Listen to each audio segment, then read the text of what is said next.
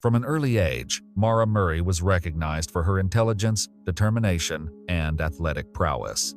Born on May 4, 1982, in the small town of Hanson, Massachusetts, she was the fourth of 5 siblings in a tight-knit family.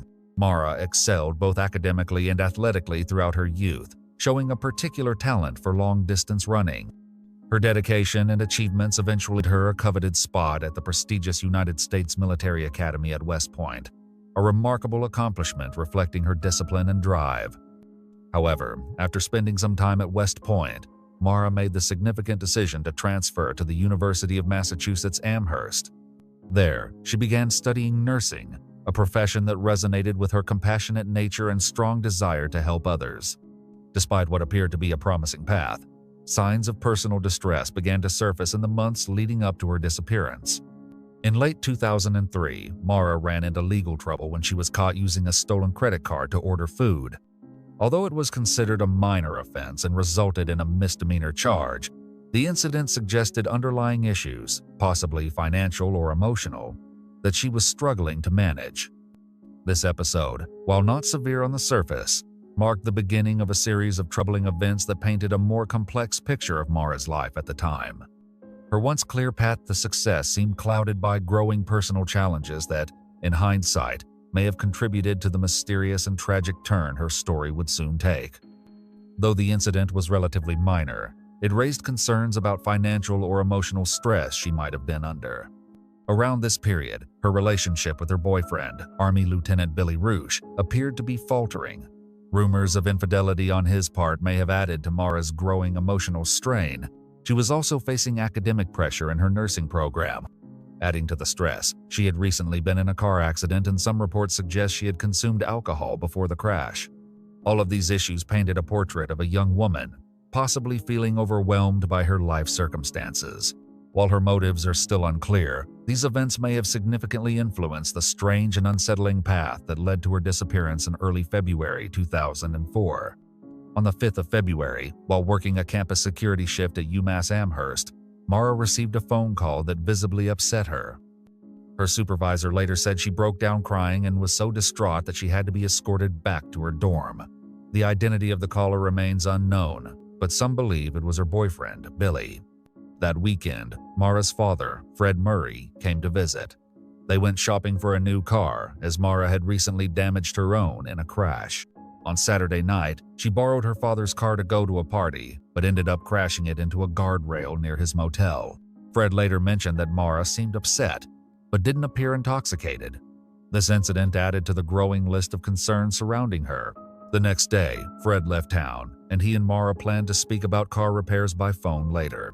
These events, paired with Maura's emotional state, may have contributed to what happened next.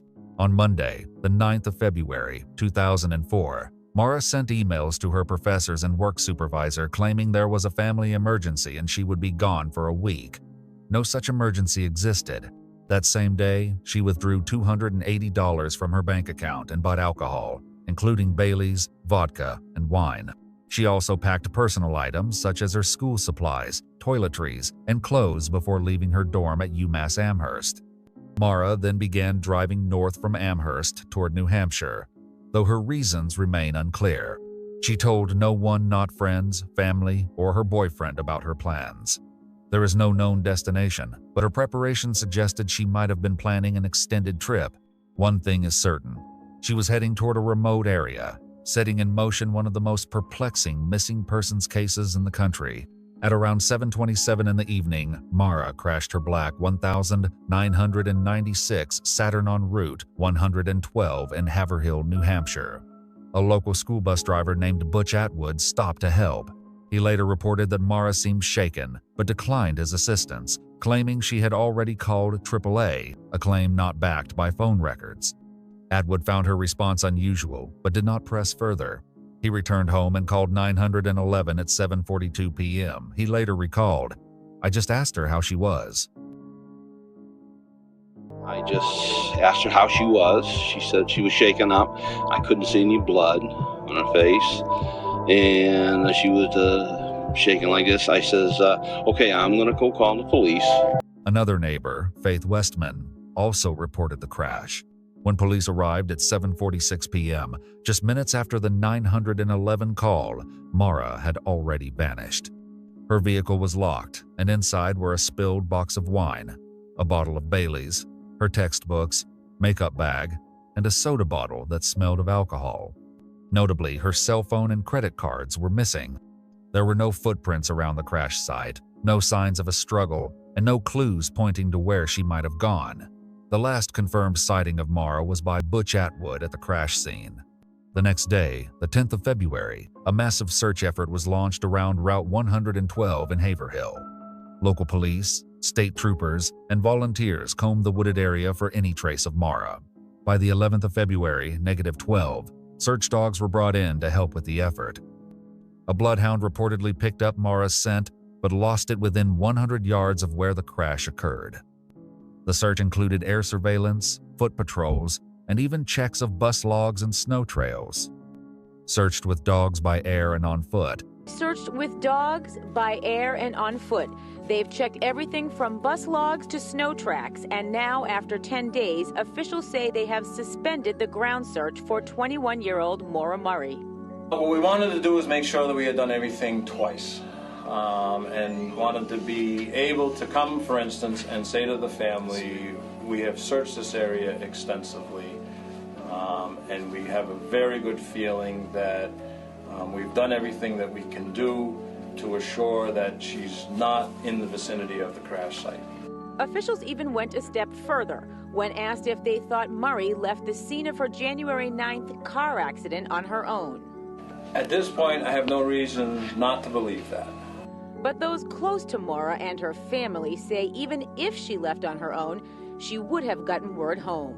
And there's no way that she would ever put just the two most important people in her life that I'm aware of, her father and my son, through this nightmare. There's no way. Officials plan to continue doing background checks on Maura with the help of the FBI to try to establish her frame of mind prior to disappearing. But at this point, there will be no further search of the area. As for Maura's family and friends, their search continues. They've checked everything from bus logs to snow tracks. And now, after 10 days, officials say they have suspended the ground search for 21-year-old Maura Murray. What we wanted to do is make sure that we had done everything twice, and wanted to be able to come, for instance, and say to the family, we have searched this area extensively, and we have a very good feeling that we've done everything that we can do to assure that she's not in the vicinity of the crash site. Officials even went a step further when asked if they thought Murray left the scene of her the 9th of January car accident on her own. At this point, I have no reason not to believe that. But those close to Maura and her family say even if she left on her own, she would have gotten word home. And there's no way that she would ever put just the two people, the two most important people in her life that I'm aware of, her father and my son, through this nightmare. There's no way. Officials plan to continue doing background checks on Maura with the help of the FBI to try to establish her frame of mind prior to disappearing. But at this point, there will be no further search of the area. As for Maura's family and friends, their search continues. After 10 days, officials announced the suspension of the ground search for the 21-year-old nursing student. Authorities stated they had thoroughly searched the area multiple times and felt confident Maura was not nearby. When asked if they believed she left the crash site on her own, officials said they had no reason to doubt that possibility. But those close to Maura, including her family, disagreed. They insisted that even if she left voluntarily, she would have contacted her loved ones. Her father and boyfriend were the two most important people in her life, and it was unthinkable that she would disappear without reaching out to them. Officials stated they would continue conducting background checks and work with the FBI to better understand Maura's mindset leading up to her disappearance. However, they confirmed that no additional searches of the area were planned. For her family and friends, the search never stopped. Maura Murray's disappearance remains one of the most analyzed missing persons cases in U.S. history.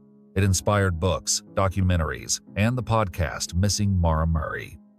A 2017 Oxygen documentary renewed public interest.